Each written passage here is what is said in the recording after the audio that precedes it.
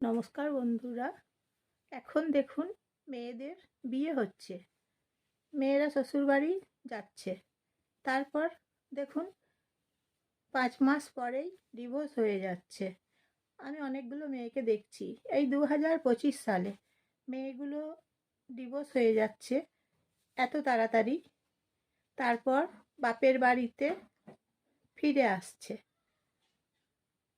তার যখন বিয়ে দেওয়া হচ্ছে, কিভাবে কত কষ্ট করে জোগাড় করে বিয়ে দেওয়া হচ্ছে বাড়ি থেকে, কিন্তু অথচ দেখুন মেয়েটির ডিভোর্স হয়ে যাচ্ছে।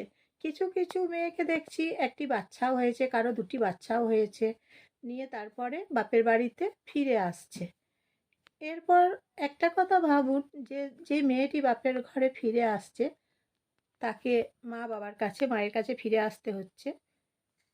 কি অবস্থা খারাপ বলুন তো, সম্পর্কের অবস্থা তো খারাপ। এরপর এই বাচ্চাটিকে যে এত কষ্ট করে বড় করতে হচ্ছে, মাটিকে সিঙ্গেল মাদার, মাটি ধরুন বাপের ঘরে কষ্ট করে বড় করছে। এরপর বাচ্চাটি যখন বড় হচ্ছে, 18 বছর বয়স হচ্ছে, এবার মেয়েটির মা বাবা আছে, তাই কোনো ঘরে হয়তো মেয়েটির মা বাবা বেঁচেও নেই, কোনো ঘরে বেঁচে আছে। তা ছেলেটি যখন বড় হচ্ছে, ছেলেটি বলছে আমার বংশ পরিচয় দরকার, বংশ পরিচয় ছাড়া আমার বিয়ে হবে না। তখন সে তার নিজের চিন্তা করছে। এই নিয়ে আর একটা সমস্যা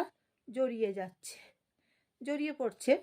তাহলে এই যে সমস্যা বংশ পরিচয়, কিভাবে তারা ডিভোর্স করে বাচ্চাটিকে মায়ের সাথে পাঠিয়ে দিয়েছে।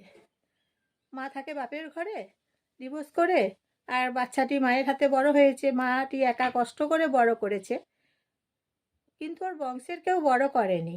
ঠাকুমা, দাদু, বাবা, কাকা, পিসিরা কেউ কিন্তু ওরা বাচ্চাটির জন্য কোনো কষ্ট করেনি, কোনো দিন এক মুহূর্তও কষ্ট করে নাই বড় করার জন্য।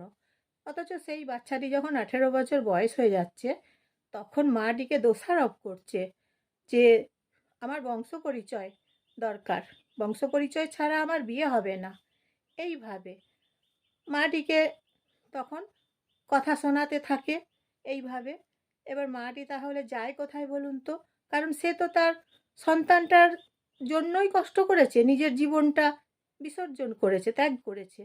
এইভাবে তাহলে কি করে চলে বলুন তো? আজকালকার দিনে যে ডিভোর্সের সংখ্যা বেশি বেশি মাত্রায় বেড়েই চলেছে। দেখুন একটু কিন্তু কমছে না, বেড়ে যাচ্ছে। আর এখন এই 2025 সালে নাবালিকাদের যখন বিয়ে হচ্ছে, তখন প্রশাসন রুখে দাঁড়াচ্ছে। কিন্তু আগেকার দিনে এইসব তো ছিল না। কিন্তু এখনকার দিনে 2025 সালে এই ডিজিটাল যুগে কেন এরকম হচ্ছে বলুন তো?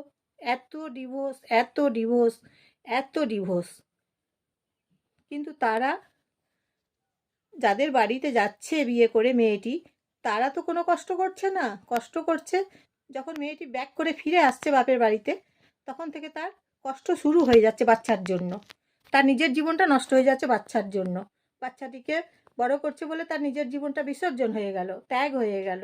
অথচ সেই বাচ্চাটি যখন 18 বছর বয়স হচ্ছে, বাচ্চাটি তখন ওই রকম করছে, বংশ পরিচয় দরকার। অথচ তার বংশের লোকেরা একদম ধরা ছোঁয়া দেয় না, গুরুত্ব দেয় না। তাহলে এইভাবে কি করে চলবে বলুন তো? এই সমাজ, এই দুনিয়াতে চলবে কি করে? ডিভোর্সের সংখ্যা যে এত বেড়ে যাচ্ছে, এটা তো ঠিক নয়। তাই ওই বংশের লোকেদের তো একটু সচেতন হওয়া দরকার, ঠিক কি না বলুন? তারা বিয়ে করবে, বউটিকে রাখবে না, বাচ্চাটিকে রাখবে না, বংশের পরিচয় দেবে না, তাহলে এগুলো তো ঠিক নয় বলুন।